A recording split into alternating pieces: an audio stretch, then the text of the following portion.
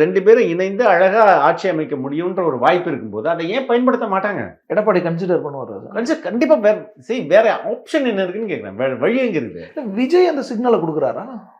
விஜய் ஏன் தரமாட்டார்? ஏன் அவருக்கு என்னங்க? உங்களுக்கு வந்து ஆட்சி அதிகாரம் பகிர்வு கூட அதிகார பகிர்வுடன் ஒரு ஆட்சி அமைக்கணும். அமைச்சு காட்டிட்டேன். அவர் தலைமையில தானே அமையணும். எந்த கட்சி அப்படிதான். அடுத்த 5 வருஷத்துக்கு அதை பார்த்துப்போம். ஃபர்ஸ்ட் எடுத்தோடனே நம்மளுக்கு வந்து நம்மளுக்கு நிறைய உருட்டு வார்த்தைகள் நிறைய இருக்கு. அந்த உருட்டை ஒன்று தூக்கி போட வேண்டியதான். நம்மளுடைய முதல் எதிரி எது? ஊழல், குடும்ப ஆட்சி. அதை அப்புறப்படுத்துவோம்.